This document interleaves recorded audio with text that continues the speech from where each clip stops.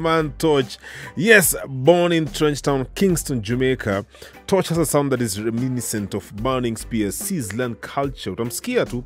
Not surprising, as these are a few words of the great he listened to growing up. He says the quality of his music would like to be your favorite dish your mom used to make when you were a child. Of course, so good you'd be begging for more. Sweet with a dash of wow in it. That is Torch when we asked him to describe his music. Now we also got to ask Torch, what is the first song he wrote? Because let me tell you, this story is a very complicated one for any artist. Very few people are going to remember the first song they ever wrote. And I remember, like last week, someone told us the first song they wrote was like in the 80s, but they remembered the name. They remembered everything about the song. So this is an important question because we like to see how serious were you when you're writing that first song? Did you think this is the song that's going to make me a superstar? It was just, I'm trying. Oh, no. So let's hear what Torch had to say. Alright, well, my first song that I wrote was when I was a music engineer working in the studio at Black Root Studio.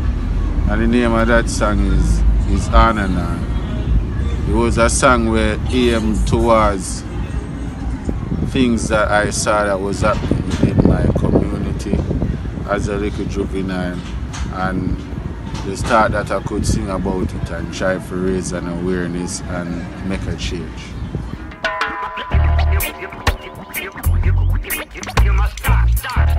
Since his start in music at the Black Root Records in 1998, Torch, the ever-burning flame, has built an international musical career, performing to audiences in the Caribbean, Europe, United States of America, and Canada, and is known for consistently delivering high-energy, audience interactive performances. He has shared the stage with talented musicians that include Gentleman, Buju Banton, at notable venues that include Madison Square Gardens in New York, USA. This is definitely an artist on the way up. And of course, while he haven't released many singles that include good reggae music, my favorite, Good Love, Christopher Columbus, and his Grammy considered the EP, Torch self-proclaimed, he is currently placing the final touches, of course, on the album that is to be released very soon, of course, on his label Ever Burning Flame Recordings. It's amazing for the first single. He's already making global waves, and of course we're going to be playing it here later on. Yes. And want to big up Torch, tuned in right now to the spotlight. Thank you so much for giving us the opportunity to speak to you. We also asked Torch what is his ultimate career goal. Let's take a listen. Well, my goal as a musician is to see a better lifestyle, people living better. You know, bring it to the top where you can be a major influence, that you can speak to many and bestow a message and inspiration and hope towards them.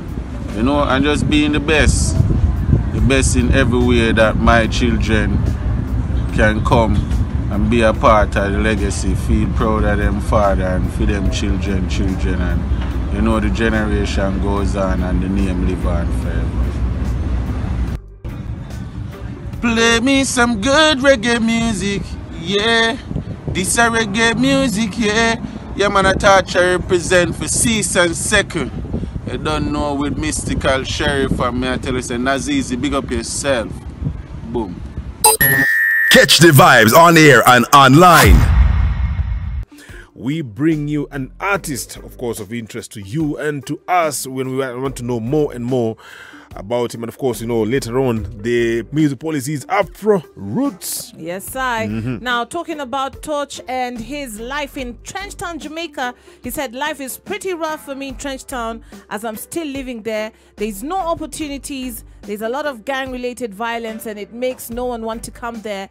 Otherwise, it can be good at times when it comes to the fun part. Example, the dancehall parties, and the fact that it is the home of the legend But the people don't cherish that legacy. I was born and raised in Trenchtown, and it's a daily learning experience, a place I would call a ghetto college, and most of the songs I've wrote is from things happening there. And of course, Torch started his career from being at Black Roots Studios, he said earlier, as an engineer, and he recorded his first single for the Sprinter Stair label entitled Evil System under the artist Singing Honey, artist name Singing Honey.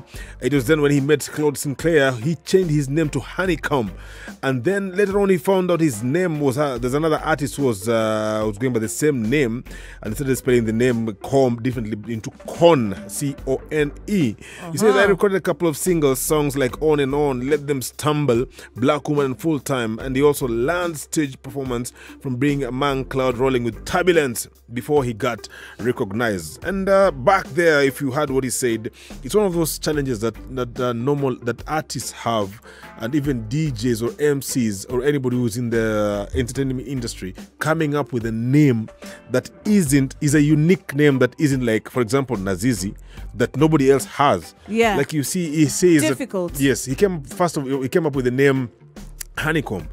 But later on, you're gonna hear that Honeycomb was the brother of Tony Rebel.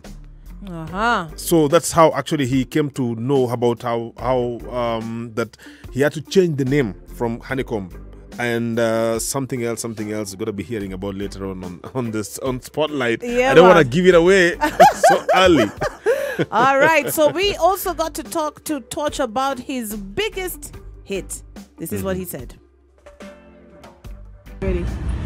Yeah, my biggest hit is good reggae music so far, and the reasons behind doing that song, the inspiration came from just basically wanting to see a better Jamaica and a better world, and some more positiveness within the music business. Play me some good reggae music, yeah. This a reggae music, yeah. Yeah, man, I touch I represent for Cease and Second. You don't know with Mystical Sheriff, and me I tell you, say, Nazizi, big up yourself. Boom.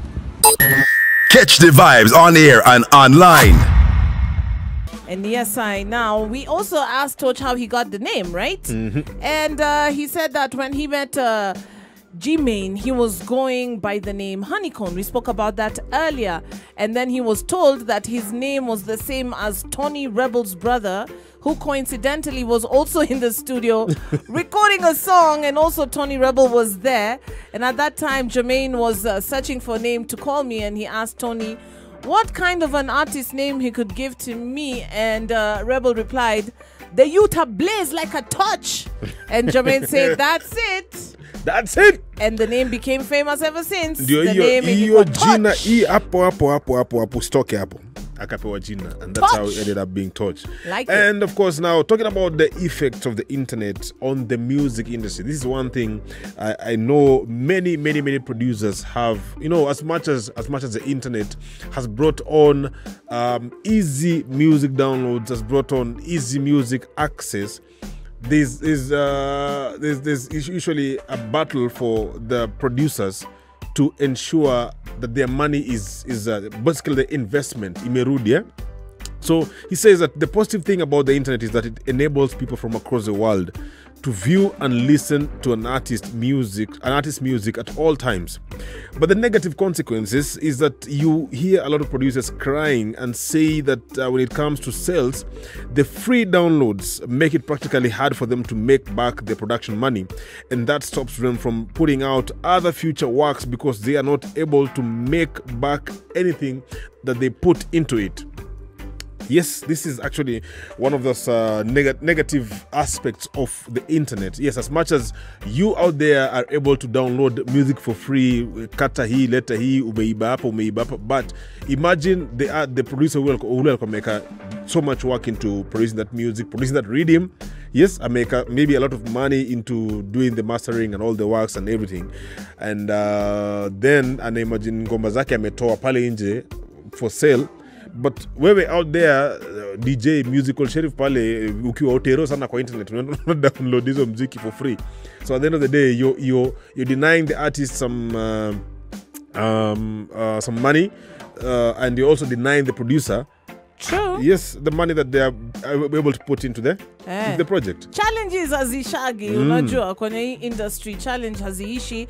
And talking about challenges, we asked Torch what is the most challenging career moment of his life, and as well as giving advice to the younger artists. Well, my most challenging moment in my career is my reputation being tarnished by people who try to control the works that I've done as a musician for personal reasons. And it took me quite some time to build up back trust after people scandal your name and say a lot of things about you. Ready?